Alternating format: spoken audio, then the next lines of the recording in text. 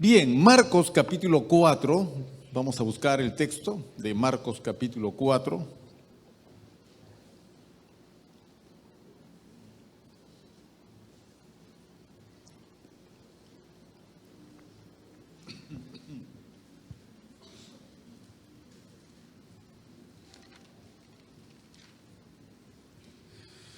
Leamos versículos 26 hasta el 29. Marcos 4, versículos 26 al 29.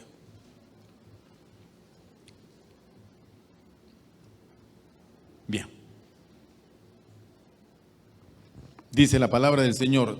Decía además, así es el reino de Dios, como cuando un hombre echa semilla en la tierra y duerme y se levanta de noche y de día, y la semilla brota y crece sin que él sepa cómo. Porque de suyo lleva fruto la tierra, primero hierba, luego espiga, después grano lleno en la espiga. Y cuando el fruto está maduro, enseguida se mete la hoz, porque la siega ha llegado. Amén. Vamos a orar, vamos a cerrar nuestros ojos. Amado Señor, queremos agradecerte por la porción que hemos escogido en esta mañana para iniciar nuestra meditación. Te pedimos que nos ayudes en esta tarea. Señor, háblanos y que tu Espíritu Santo abra nuestra mente y nuestro corazón para entender y para recibir tu santa palabra. Padre bueno, aliméntanos con el pan del cielo y fortalécenos, Señor, con el poder de tu fuerza. En el nombre de Jesús, bendice a todos los presentes y que estos minutos de meditación sean de edificación a nuestras vidas. Gracias te damos por todo. En Cristo Jesús. Amén. Bueno, una de las cosas que es una constante en la creación es el tema de los procesos. No sé si usted se ha dado cuenta. ¿Qué significa? Que la existencia y el desarrollo de esta creación siempre sigue un proceso. Que son etapas que van desde la etapa inicial hasta la culminación con la etapa final. Más claro, lo que cita acá el texto en la parábola del maestro acerca del reino de Dios. El reino de Dios es como un hombre, dice, que siembra la semilla en la tierra. No hay nada de extraño en eso, porque esa es la labor del agricultor. Y así él esté despierto o él duerma, él no puede hacer más que esperar que el proceso de germinación se dé, porque eso le corresponde a la tierra, activar todo el proceso de germinación de la semilla. La vida está en la semilla, pero no está activada, no se ha iniciado, porque necesita ser sembrada. Una vez que se siembra, entonces se inicia un proceso llamado crecimiento, que va desde el momento en que empieza a echar una raicita y empieza a echar una hojita para arriba, hasta que luego desarrolla un tallo y finalmente viene el fruto. Para luego el agricultor pasar a cosechar. Es un proceso. El agricultor no puede echar una semilla y al día siguiente encontrar el campo lleno de fruto. Eso no es así. En ninguna parte es así. Hay un proceso que hay que esperar. Y el proceso significa el desarrollo de la planta desde su etapa más inicial, que es la semilla, hasta la etapa final, que es la planta con el fruto maduro. Porque la idea es que sembramos para cosechar. Y si queremos obtener un resultado, tenemos que respetar el proceso. No lo puedes adelantar. Siempre que nosotros queremos adelantar procesos, muchas veces corremos el riesgo de arruinar las cosas. Un embarazo es un proceso de desarrollo en el vientre de una madre y tiene su momento. Son 7 meses, perdón. ¿Cuántos son? 9 meses. 7 meses. Bueno, pues son 9 meses. Los 7 meses es adelantarnos al desarrollo de la criatura. Con 7 meses no haga, hasta completo, tiene todo, pero necesita peso y necesita talla. Tiene que esperar 9 meses. Bien, eso es en los seres humanos. El elefante, creo que el embarazo dura 2 años, según mal no recuerdo. ¿Se imagina un embarazo de 2 años? Complicado. Pero ese es el proceso. Y nosotros no podemos ni adelantarlo, tampoco podemos retrasarlo. Es peligroso retrasar el parto, como es peligroso adelantarlo también. Siempre hay riesgos. Y a veces la criatura nace adelantada, pero uno no sabe si en ese adelanto haya podido sufrir algún tipo de problema, ¿no? A veces no, a veces sí. Como fuere, entendemos que hay un proceso creado por Dios. Bien, la vida cristiana en muchos aspectos tiene muchos procesos que nosotros tenemos que respetar. La mayoría de los cristianos a veces no conocemos que esto es así. O si de alguna manera nos lo explican, nosotros somos dados a alterar los procesos.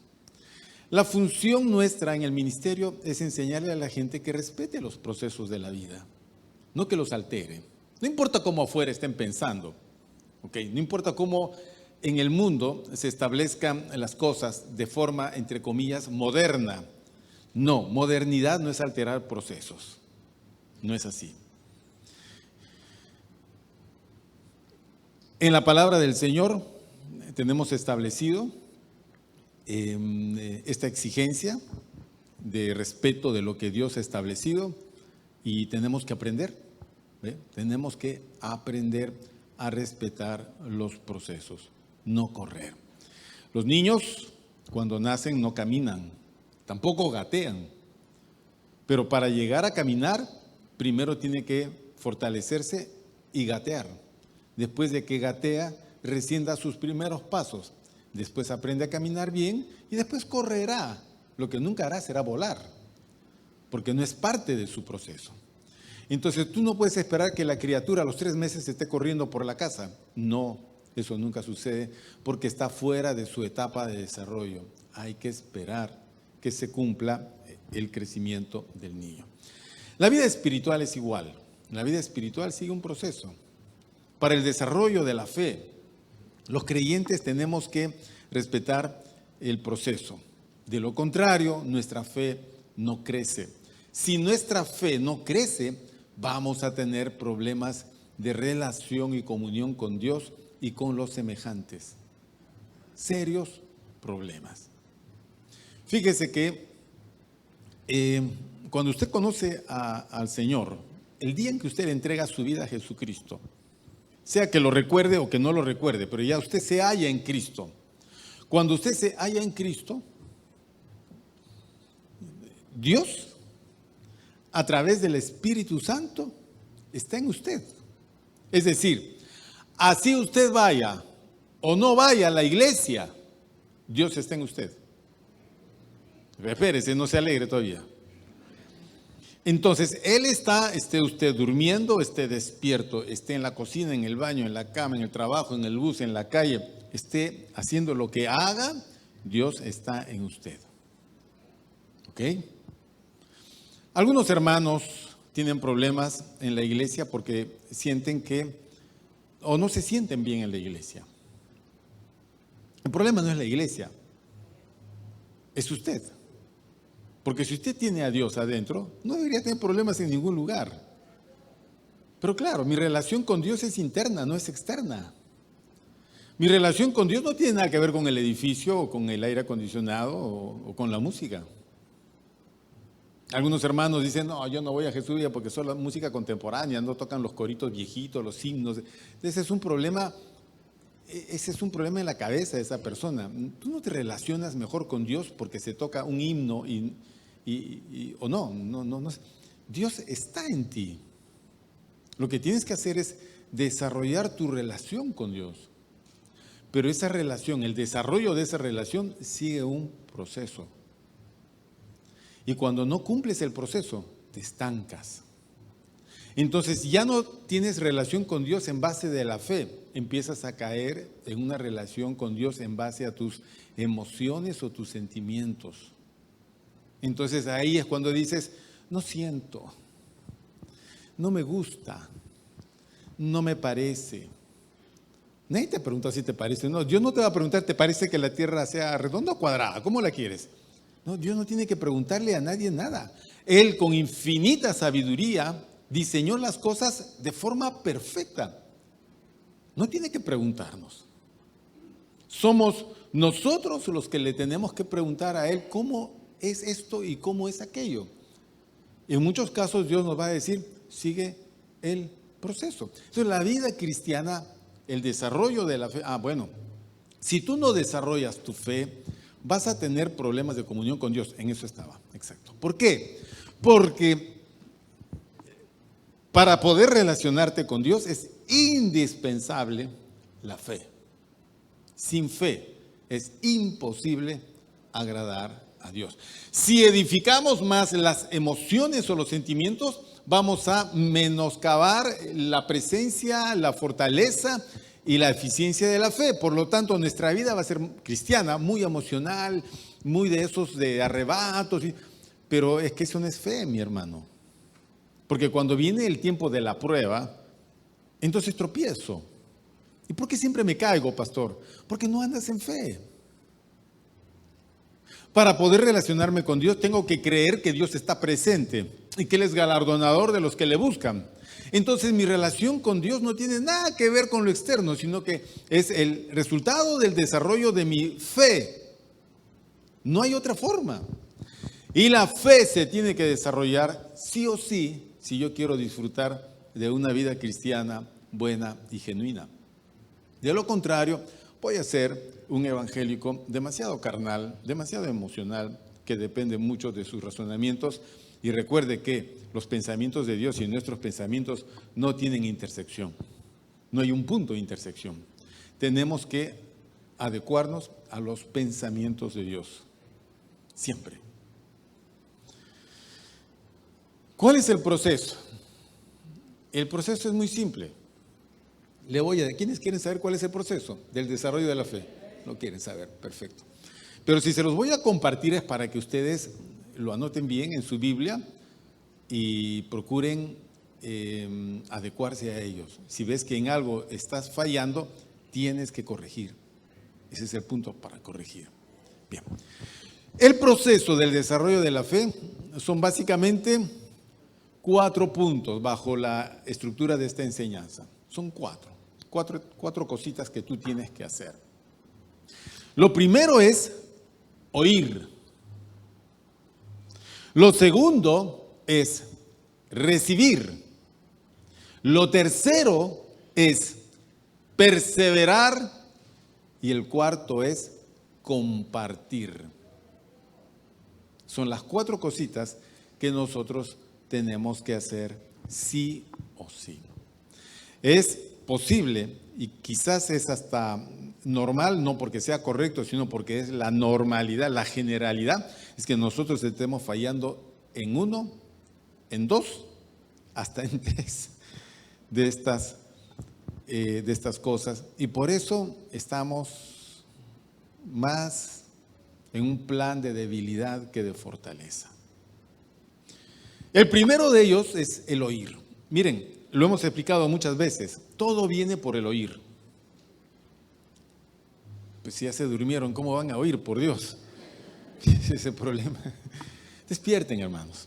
Usted que anda despierto, siempre mire así. Y cuando veas que el prójimo está medio adormecido, entonces lo ayudas. ¿Ok? Porque esa es la idea. Bien. ¿Cuál es el primero?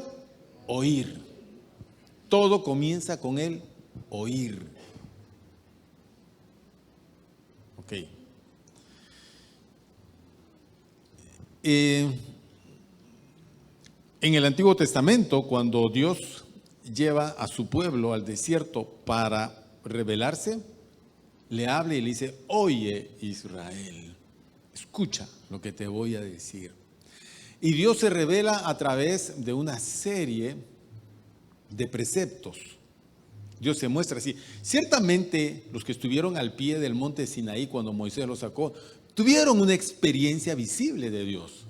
terrible, ensordecedora, impresionante, intimidante. La gente tuvo que retroceder, así se haya puesto un límite que no debería de traspasar. La gente retrocedió y les era complicado estar delante de un Dios con una manifestación tronante. Era para mostrar la diferencia entre la santidad de Dios y la culpabilidad del hombre. Ok, pero Dios no quiere andar al susto. Lo que Dios quería hacer era decirle al pueblo que Dios es santo y que nosotros teníamos que ser santos como Él es santo. Y que la santidad se iba a desarrollar por medio del ser un pueblo diferente y especial. ¿Cómo? Escucha entonces, le dice Dios. En primer lugar, no te vas a hacer imagen de ningún Dios ni lo vas a adorar. En segundo lugar, no vas a tomar el nombre de Dios en vano. En tercer lugar, y le da el decálogo, por ejemplo. Y juntamente con el decálogo, los 10 mandamientos, Dios les da una serie de preceptos y mandamientos que prácticamente van a normar toda la vida del israelita. Su vida familiar, su vida social, su vida económica, su vida religiosa. Todos los aspectos de la vida del del israelita, estaban normados. Pero eso, ¿cómo lo tenía que saber uno? A través de la transmisión oral de lo que Dios quería. Entonces, ¿qué hicieron los israelitas? Se volvieron expertos en transmitir oralmente de padres a hijos las cosas que Dios les había enseñado. De ahí sale, por ejemplo, el Shema, la declaración que todas las mañanas los judíos, los israelitas declaraban. Era el credo de ellos. Y en sus casas tenían escritas porciones de la palabra del Señor. No es que no hay libros, no había forma escrita de aprender. Todo tenía que ser oral. Entonces, de ahí la importancia. Por otro lado, a nosotros se nos hizo para oír más que para hablar. Por eso, ¿cuántas bocas tienes? ¿Cuántas bocas tienes? Una nomás, pues. ¿Y cuántos oídos tienes? Dos. Entonces, de alguna manera, así muy simple, muy de niño, digo, Dios me hizo más para oír que para hablar. Y todo el tiempo estamos que queremos escuchar, porque escuchar nos mantiene alertas, porque escuchar nos tiene en contacto con este mundo, porque lo sonoro es vital para nosotros, de tal manera que cuando escuchamos poco, mire, le voy a decir, si usted tiene alguna persona en casa que está perdiendo el oído, preocúpese. ¿Por qué? Porque cuando alguien está perdiendo el oído y ya no escucha, entonces ya no participa en las conversaciones, por ejemplo, y se va aislando. Y cuando se aísla, la persona empieza a desarrollar conductas que lo llevan a distorsionar su salud emocional y mental. Como una cosita va jalando hacia una situación más complicada. Por eso que es importante oír eso de gritarle a la abuelita, ¡abuelita! No, así no solucionamos nada. Consíguele un audífono a la abuelita, que la abuelita escuche bien. ¿Ok? Pero nosotros no somos abuelitos en ese sentido. Todos espiritualmente tenemos capacidad de escuchar a Dios. Por lo tanto, tenemos que acercarnos a Dios y decirle, habla, Señor, háblanos, enséñanos. Entonces, presta oído a lo que Dios te va a decir. Es importante. ¿Por qué? Porque Romanos capítulo 10 nos dice que la fe viene por el oír. ¿Y el oír qué?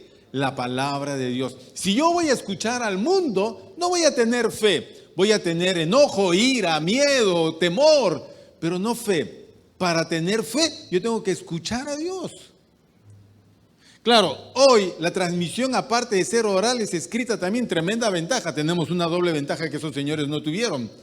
Por lo tanto, para nosotros puede ser más provechosa la edificación de nuestra fe. Porque yo ya puedo leer la palabra de Dios en mi casa, aparte de escucharla. Y si escucho a Dios, edifico mi fe. Mi fe se incrementa, se fortalece, porque requiere el elemento fundamental que es la palabra. Ahora, yo no sé si sabes cómo funciona esto, pero te voy a decir cómo es. ¿Quieren que se los diga, hermanos? Así está bien. Mire usted. ¿Qué cosa es fe? Bueno, ya, Hebreos 11 nos dice que fe es la certeza de las cosas que se esperan y la convicción de lo que no se ve. Ok, certeza y convicción. Bien. A mí me llama Dios a que yo tenga certeza y convicción de algo. Y yo le pregunto, ¿de qué quieres? O sea, lo que Dios me está pidiendo es que yo me apoye en algo. Bien, ¿en qué quieres que me apoye? Entonces Dios dice, en mi palabra. Porque puedes apoyarte en otra cosa. Por ejemplo, tu confianza puede estar puesta en el dinero. Normalmente es así. Cuando tú no tienes dinero, estás out, estás caput. ¿Ok? No tienes dinero, no compras, no pagas, estás triste, estás mal, te sientes mal, te deprimes. No tengo dinero. Porque toda nuestra confianza está puesta en el dinero. El dinero nos trae bienestar, comodidad, seguridad, felicidad. Viajamos, compramos, nos divertimos, comemos, vestimos porque tenemos dinero. Cuando no tenemos dinero estamos en problemas. Porque toda nuestra vida está basada en el hecho de tener dinero. Y Dios nos dice que mejor que el dinero es su palabra. Tú dices, pero ¿cómo, pastor? Yo no voy a subir a la combi y le voy a recitar un versículo al cobrador y ya está, ya pagué ya, y me voy a mi sitio. No, el cobrador no cobra versículos, yo lo sé. Tú no vas al supermercado o al mercado y pagas con versículos bíblicos, no, yo lo sé. Lo que pasa es que a través de los versículos bíblicos, tú desarrollas confianza en Dios y cuando sucede eso, Dios empieza a actuar. De la forma que tú menos esperabas, de la forma como Dios ha actuado y de formas mayores también. Por ejemplo, si tú comienzas a apoyarte en Dios como tu proveedor y conoces los textos en la Biblia que te enseñan que Dios es el proveedor de todas las cosas, tú no debes de tener temor a la escasez ni a la pobreza porque Jehová es mi proveedor. ¿Entiendes? Ahora, que yo confíe en que Dios es mi proveedor me permite a mí recibir de Dios, porque si Él es el que provee todas las cosas, entonces por Dios que me provea. Claro, dice el Señor Jesús, mirad las aves de los cielos, que ni siembran ni cosechan, pero Dios les da su comida cada día. Ellos no tienen graneros y comen grano todos los días. ¿Acaso nosotros no valemos más que los pajarillos? ¿Qué crees, que Dios no puede alimentarte de formas y maneras que Él ha establecido? Claro que sí. Bueno, escúcheme bien, hermano. Usted no es un pichón en un nido, ¿ok? Usted es un ser inteligente puesto por Dios en esta creación, no para ir de árbol en árbol y picotear el suelo, no. Dios lo ha puesto con un propósito muy definido y le ha dado algo muy fundamental que se llama trabajo. Es decir, las aves, aunque no siembran ni cosechan, tienen que salir a buscar. Yo tengo que salir a buscar, usted tiene que salir a buscar. ¿Qué es lo que usted busca? La bendición del Señor. Entonces, ¿nosotros vamos a buscar la bendición del Señor sabiendo que Él es el proveedor o vamos a buscar la bendición confiando en la suerte? ¿O vamos a buscar la bendición de Dios no importa a todo costo? Haciendo lo malo, si es posible. No importa si es robar. Ya, ok, voy a robar celulares. Ya, esa es mi forma de bendición. Eso no es bendición, definitivamente que no es bendición. No es la forma como Dios ha establecido para que tú seas bendecido. Ningún evangélico dice, Padre, bendíceme con 10 celulares esta semana, Señor. No, o sea, un ladrón así no puede aplicar fe. Pero para nosotros, la bendición de Dios se desata por medio de la fe en Él, en que Él es el proveedor. Entonces Dios establece las formas y los mecanismos para que nosotros seamos prosperados. Okay. Andar en fe. Todo comienza con la fe. Tu relación con Dios se basa en la fe. Y la fe se desarrolla por el conocimiento de la palabra de Dios, por el oír. Entonces, si tú tienes muy poca proximidad con la palabra, o sea, la palabra de Dios para ti es una referencia dominical y nada más, entonces sí tienes grandes problemas en tu vida. Es posible que hasta celulares vayas a ir a buscar. No. Vas a querer tener dinero, no importa si el asunto es medio ilícito, lo vas a aceptar, porque necesitas dinero. Y a ese precio nosotros no podemos buscar prosperidad. Allí no está Dios definitivamente, no está. Entonces lo que yo necesito es desarrollar mi confianza en la promesa de Dios. Eso es fe.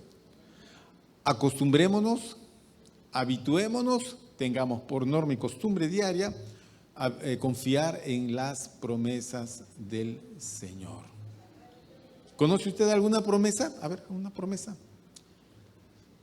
¿Alguna promesa? Levante la mano y diga, tal promesa, pastor. A ver, ahí hay una promesa. Entonces, cuando estás en problemas, clamas al Señor, el Señor te responderá.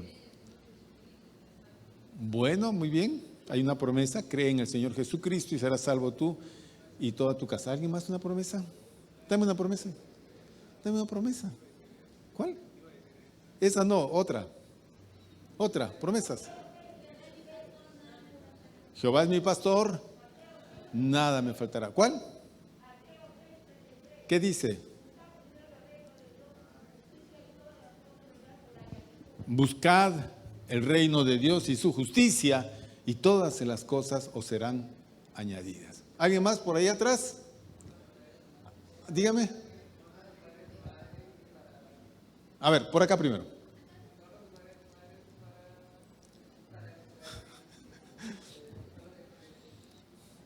Ese es un mandamiento, a ese mandamiento se le suma una promesa, ¿ok?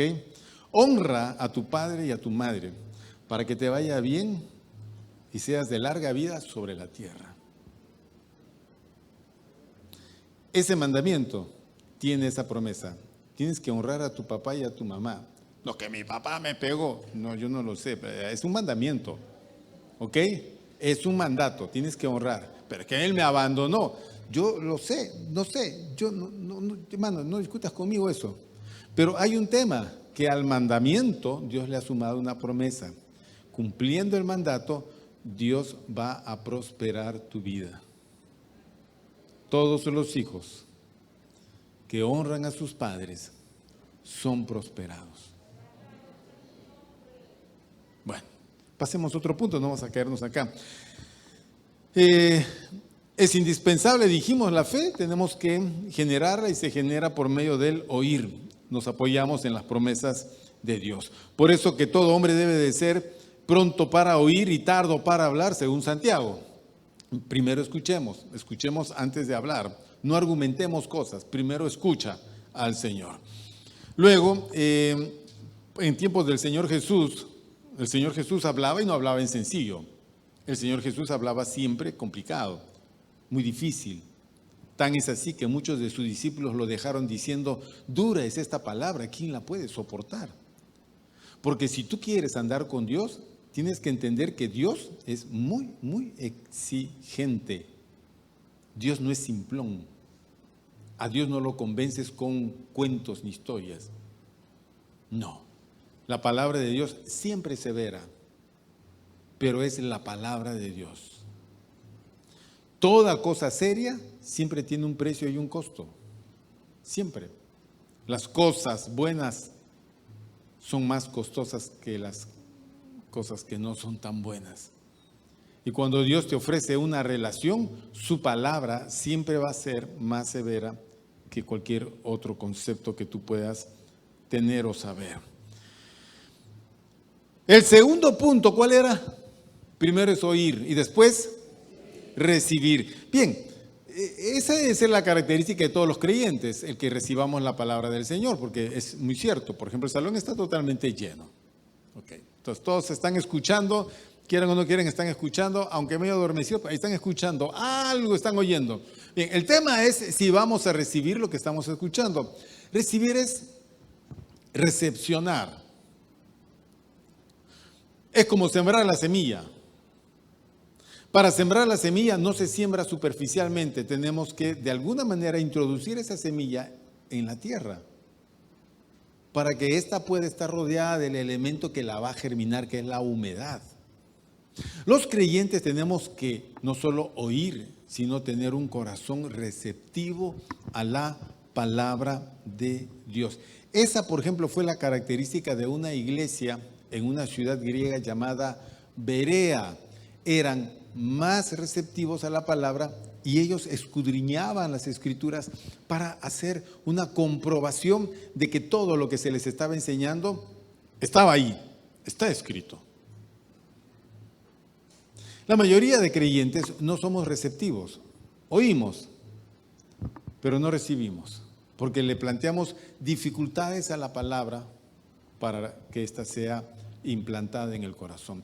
Por ejemplo, una de ellas y la más complicada es la dureza de corazón. La dureza de corazón es lo contrario a la sensibilidad. La sensibilidad es que tú tienes disposición a escuchar. Ok, tú vienes con disposición, con deseo de escuchar.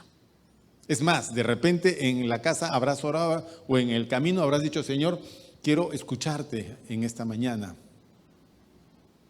Quiero escucharte. Y vienes y te sientas después de tu momento de alabanza y de oración y vas a recibir y vas a notar y vas a ser receptivo a la palabra. Puede ser que no. Lo contrario, puede ser que vengas con el corazón un poco cerrado, vienes porque hay una costumbre de venir y porque hay un encuentro el día domingo con algunas personas, tus amigos, hermanos, yo no lo sé, pero no estás receptivo. Escuchas, pero es como que le estás poniendo la mano adelante. Voy a recibir lo que yo crea conveniente recibir, lo que me convenga, lo que vaya conmigo, con mi parecer. Hasta ahí voy a llegar. Pero más allá, no voy a recibir. Entonces, ¿qué hace el diablo cuando la palabra es muy superficial? ¿Qué hace el diablo? En la parábola del sembrador nos dice, la semilla que cayó junto al camino. ¿Vinieron quiénes? Las aves del cielo y se la comieron. Y el Señor interpreta, dice, esos son los que oyen, pero están tan endurecidos que le es muy fácil al diablo robar la palabra. Yo salgo de acá y me olvidé todo lo que compartieron. ¿Tú retienes algo cuando te vas? ¿Qué compartimos el domingo pasado? ¿Te acuerdas? ¿Vine el domingo pasado? ¿Qué compartimos el domingo pasado? ¿Qué compartimos? ¿Qué bendición? ¿Cuál bendición? ¿Qué texto usamos? ¿De qué hablamos? Yo sé.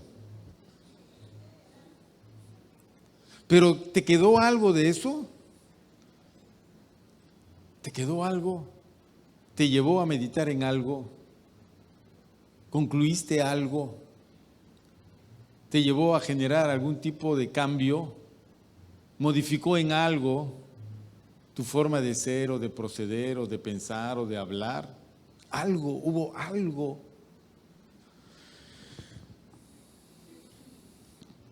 Eso es recibir. Oímos y recibimos, recepcionamos la palabra. Lo tercero, vamos, porque el tiempo se nos va, es, ¿cuál? ¿Qué dijimos tercero? Perseverar. Bien, ¿qué cosa es perseverar? La perseverancia cristiana es esa acción continua de perseguir las cosas. ¿Ok? Entonces, si dice, hermano, persevera en congregarse, es que cada domingo hagas el esfuerzo de venir a los cultos y los jueves también. No te desalientes, no te desanimes, no lo estés pensando 3, 4 veces si voy, no voy, siempre vas a concluir que no vas a ir. No se tiene que estar pensando, hay que estar actuando en pos de eso. La iglesia cristiana en el principio era una iglesia que perseveraba. Su característica es que ella perseveraba en la oración, por ejemplo, Hechos 1:4, perseveraban en la oración, perseveraba en la doctrina de los apóstoles. Ellos seguían las enseñanzas, seguían en las reuniones de oración y seguían en las reuniones de enseñanza. Frecuentaban aquellas reuniones y aprendían. Y el apóstol Pablo llama a los hermanos a quienes les predicaba el evangelio en Hechos 13 que perseveren en la gracia de Dios. Se tiene que perseverar en esto. Esta es la gracia de Dios.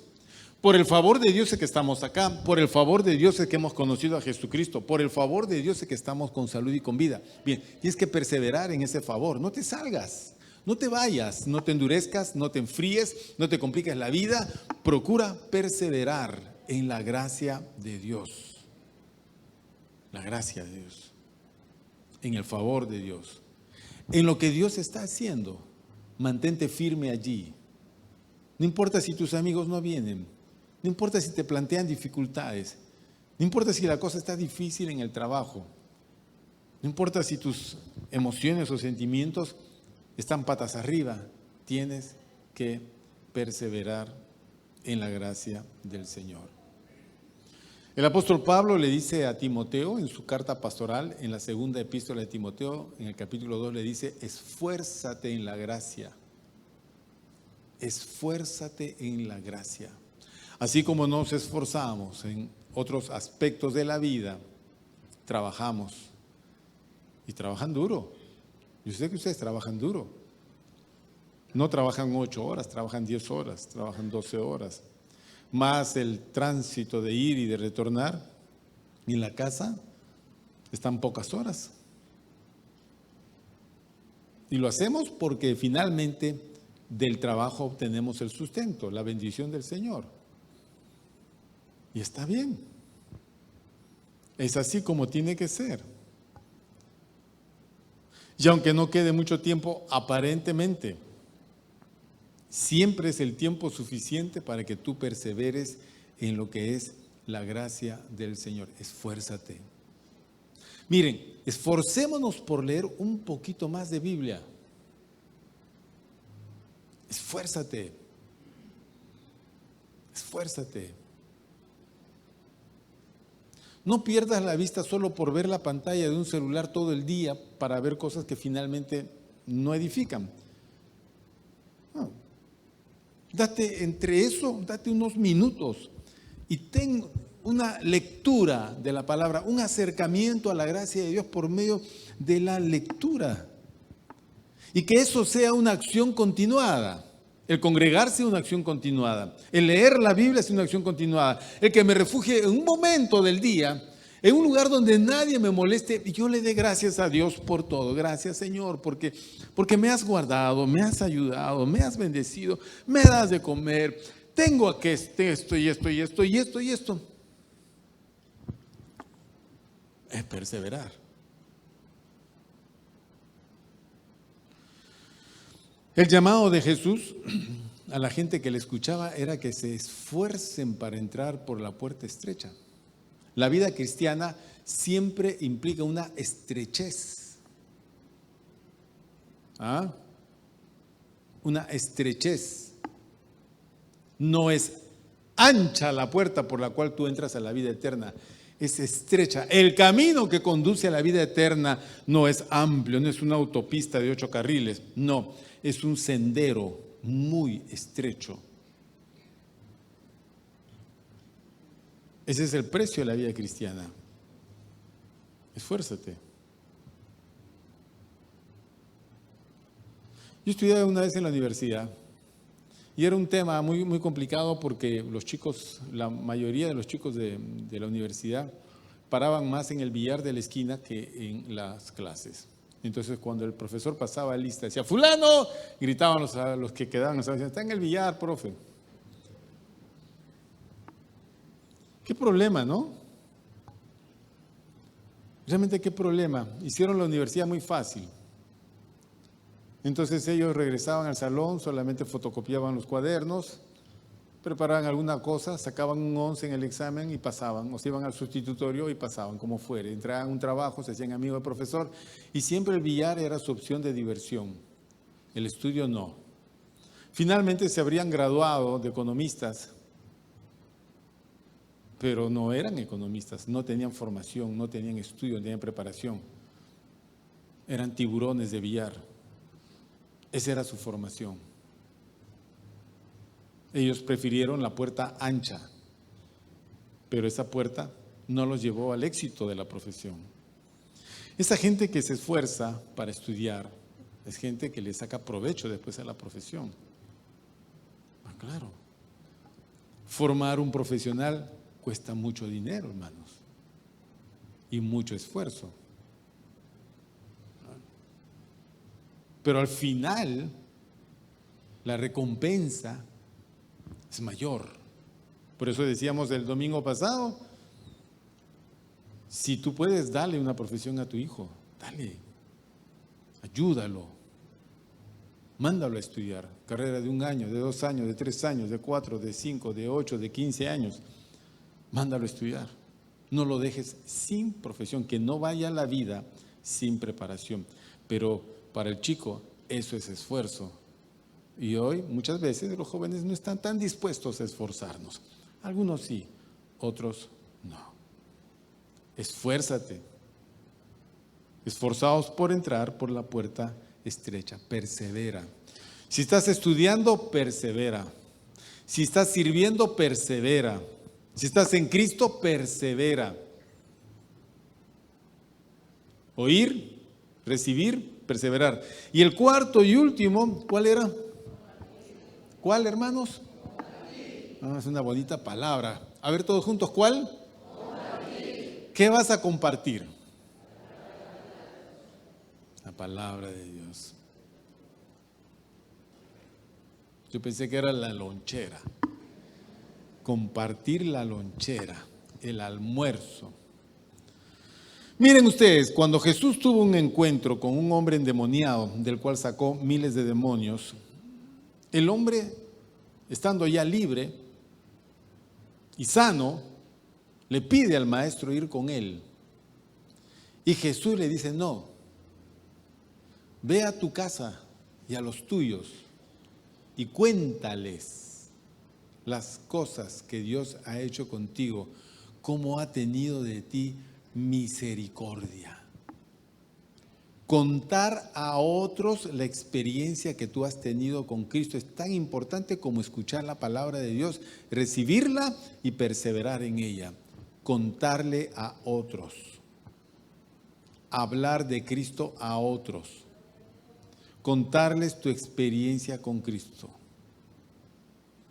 Es importante para el desarrollo de tu vida cristiana. ¿Por qué? Porque no puedes esconder tu fe. A ver, cuando se enciende una lámpara, ¿dónde se pone? Bueno, bíblicamente, vayamos al texto del maestro. Bueno, no importa. Dice el texto, nadie que enciende una lámpara la pone debajo de la mesa o del almud. El almud era un cajón para medir granos. O sea, nadie esconde una lámpara si la enciende, sino que la pone sobre el candelero. ¿Qué cosa era el candelero? Era una saliente en la pared, sea una tabla o parte si era de adobe o le ponían una piedra ahí. Ahí arriba se ponía la lamparita, que venía a ser un recipiente con aceite y una mecha. Bien, arriba, para que alumbre a todos. Si Cristo llegó a mi vida, yo no tengo que esconder mi fe ni mi experiencia. Yo la tengo que mantener visible. Jesús llegó a mi vida.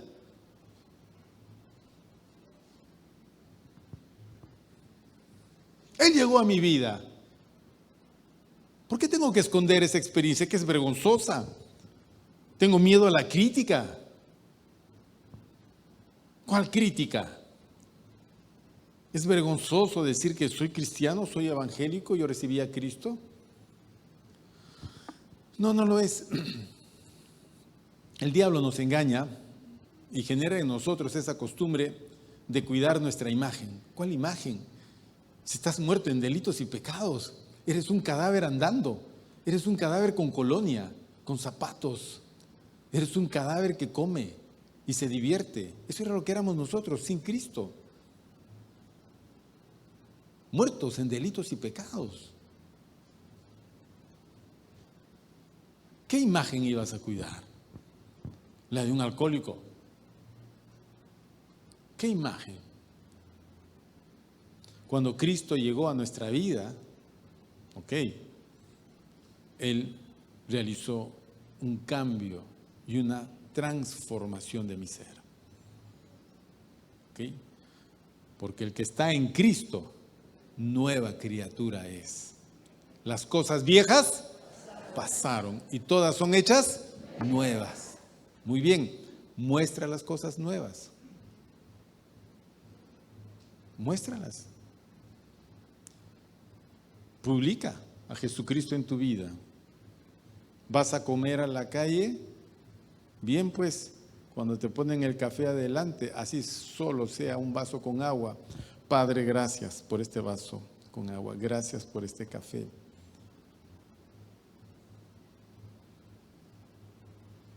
Así se acerque el mozo y te vea. El mozo va a esperar. Y tú terminas.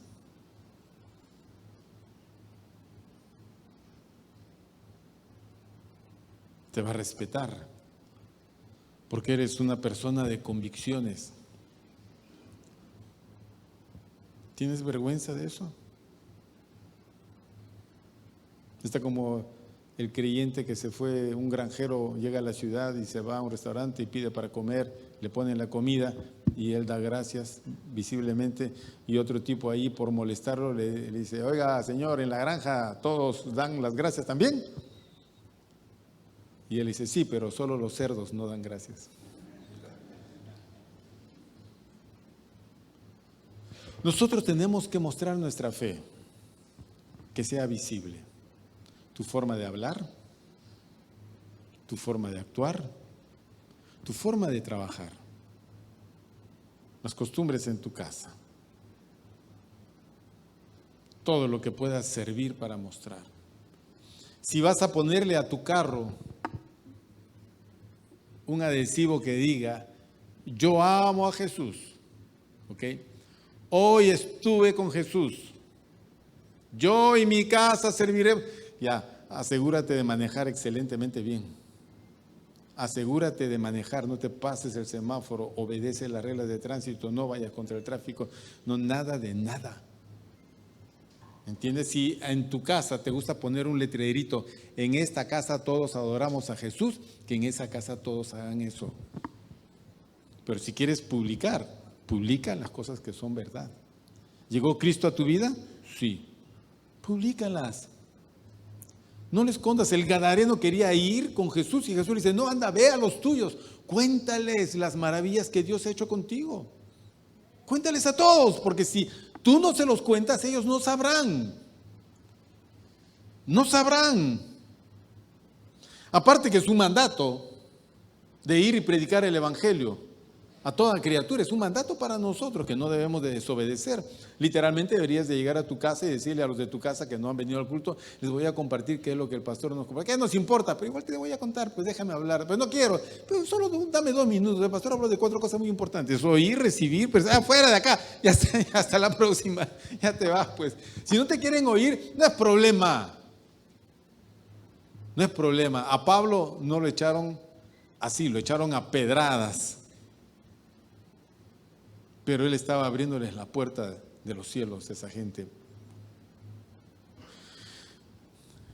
Cuando hubo persecución en la iglesia de Jerusalén y los hermanos salieron esparcidos, Felipe, el diácono de la iglesia, llamado después el evangelista, él se fue a la región de Samaria y les predicaba a Cristo. Él no se escondió en Samaria, él llevó el evangelio a Samaria. Ciertamente el evangelio fue perseguido en Jerusalén. Perfecto, en Jerusalén hay muchos cristianos, en Samaria no había. Y cuando Felipe llegó allá, él no escondió su fe, él la compartió. Y todos los que estaban en Samaria escucharon el evangelio, porque Felipe no escondió su fe.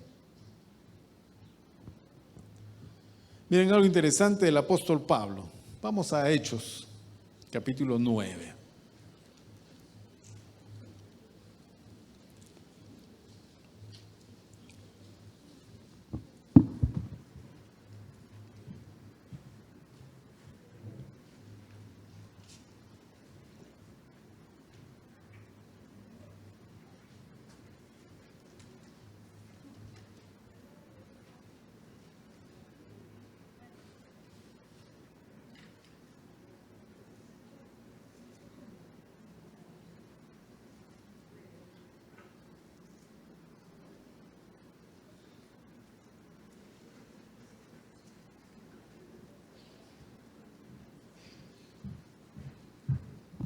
Hechos capítulo 9. El capítulo 9 de este libro nos narra la conversión del apóstol Pablo. Muy interesante, es una situación muy interesante. Bien. Pablo, después de conocer a Jesucristo, se quedó ciego.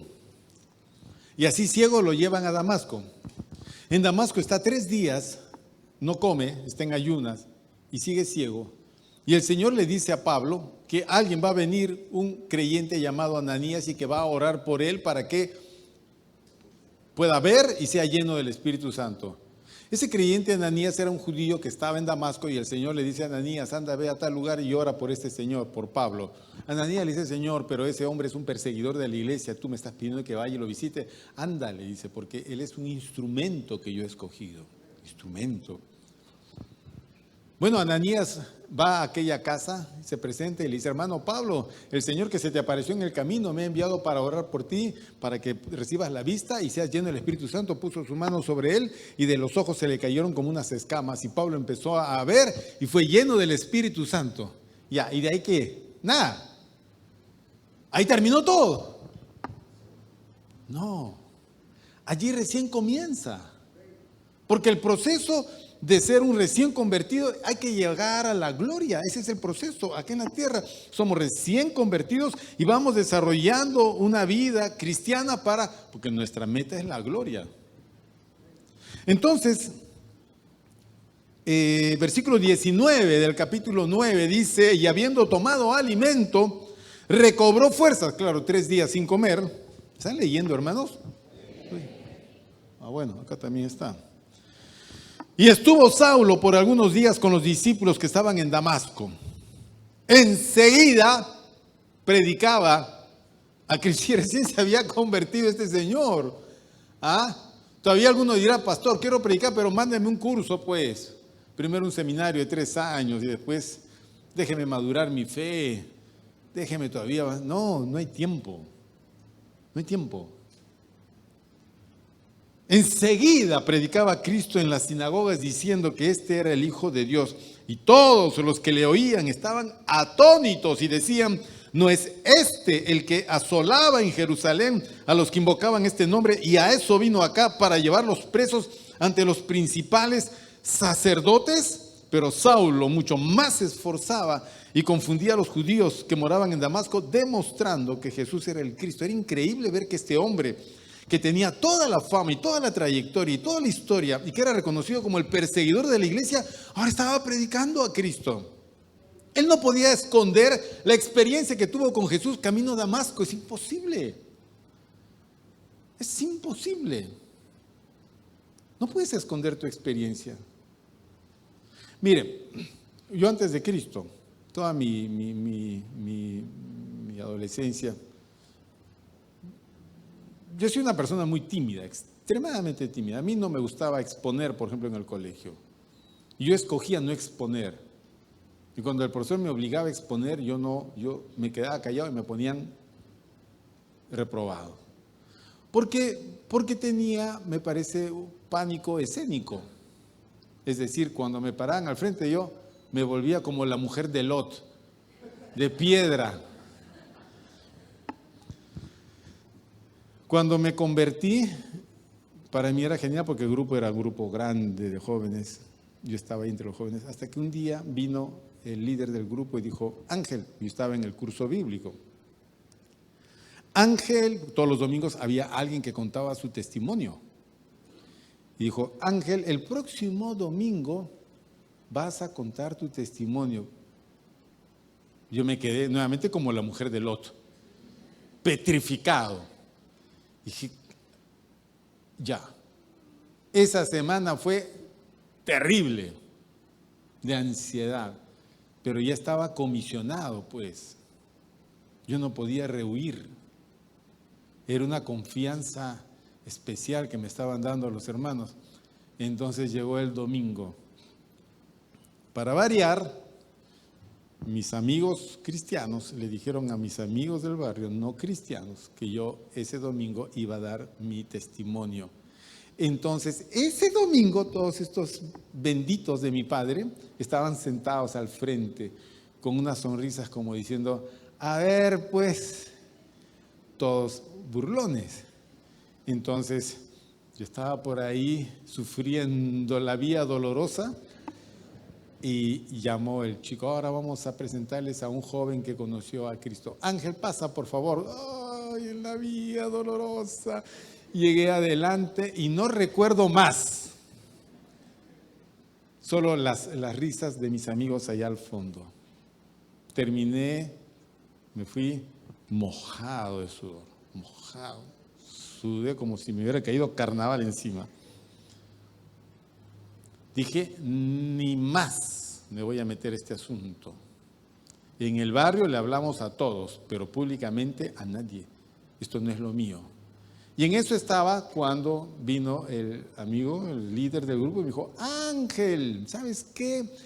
Te hemos escogido como el representante del grupo para que compartas tu testimonio en el encuentro juvenil carismático en el colegio tal, en el auditorio.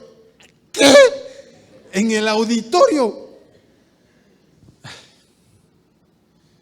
Llegué al bendito colegio, el auditorio estaba lleno de gente. Dije, bueno, pues me senté atrás, falta uno que iba a hablar, y dije, bueno, veré cómo hace este. Me senté todo feliz esperando que pase. Y el fulano que estaba delante en el micrófono dice, bueno, ahora un joven nos va a hablar de Cristo. Fulano de tal, pase por acá, por favor. Fulano no estaba. Estaba el que seguía, y el que seguía era yo. Bueno, ya que fulano no está, Ángel Cuba, del grupo tal. Y yo desde el fondo, yo soy. Si no me rodé fue porque los ángeles me llevaron cargado, hermanos. Llegué abajo porque el auditorio era así. Llegué, tampoco recuerdo lo que hablé. El asunto es que me fui de ahí avergonzado, me sentí mal. Dije, esto no es para mí, esto no es lo mío, esto no es imposible. Esto no es. Esas son las mentiras del diablo. Esto es lo nuestro. No es que no es lo tuyo. Esto es lo nuestro. Si tú tienes una bonita experiencia, la compartes con otros. Si tú estás contento, lo evidencias con una sonrisa. ¿Ok? Para venir al culto, tú escoges la ropa para venir porque quieres venir bien. No escoges la peor ropa, no te escondes. No. Entonces tenemos que publicar a Jesucristo. Tenemos que hablar de Él. Cuando la gente pregunte, ¿por qué ya no tomas? ¿Por qué ya no hablas? ¿Por qué eres así? Tú tienes que decir, porque Cristo llegó a mi vida. Cristo llegó a mi vida. Fíjese que yo no he tenido necesidad de decirle a todos mis parientes que soy evangélico. No. Todos, absolutamente todos, saben que yo soy pastor y no me avergüenzo de nada. Porque cada vez que nos encontramos con algunos tíos o primos, respetan. Hola, Angelito. Genial. Ellos se reúnen, toman, jamás van a invitar al pastor porque saben que lo suyo no es la disipación, ni es la embriaguez. Okay. Tenemos que hablar de Cristo, mis queridos hermanos. No puedes detener ese proceso. Tu vida cristiana y tu fe necesita de que tú hables. Así ahora, ¿escuchas? Ahora vas a hablar. Ok. Como Pablo habló en Atenas. Pablo está en la gran ciudad de Atenas, llena de idolatría, llena de filósofos, y él miraba todos los días, miraba lo terrible de la ciudad, hasta que dijo, no lo soporto más, tengo que hablar de Cristo, esto no puede quedar así, y se puso a predicar de Cristo a todas las personas. Es así como lo llevaron los filósofos, para que les comparta las cosas nuevas que él estaba hablando. Y Pablo les habla de Cristo, no se avergonzó, no se avergonzó. Es una necesidad hablar de Cristo, porque la gente necesita oír de Cristo. ¿Cómo creerán, dice Pablo, si no hay quien les predique? Yo llegué porque alguien me habló. Tú llegaste porque alguien te habló. Y la gente que va a venir es porque le vamos a hablar, no porque, no sé, pues el mega niño va a venir y todos vienen a la iglesia. No es así, es porque nosotros anunciamos al Señor, hablamos a la gente, los llevamos a las células, evangelizamos a esas personas, familia, conocidos, amigos, aún personas que por alguna razón el Señor puso en nuestro camino, los llevamos al Señor, hablándoles de Cristo. Entonces, ese es el proceso de la maduración de nuestra vida cristiana. Oír en primer lugar, recibir la palabra, no tenerla muy afuera, hay que interiorizar esa palabra. Luego viene a perseverar en esa palabra, caminar en ella, ponerla por obra. Y cuarto, compartir tu fe. Tienes que hablar de Cristo, no te puedes quedar callado. De esa manera, tu vida se va a desarrollar de forma correcta. Cerramos nuestros ojos, hermanos.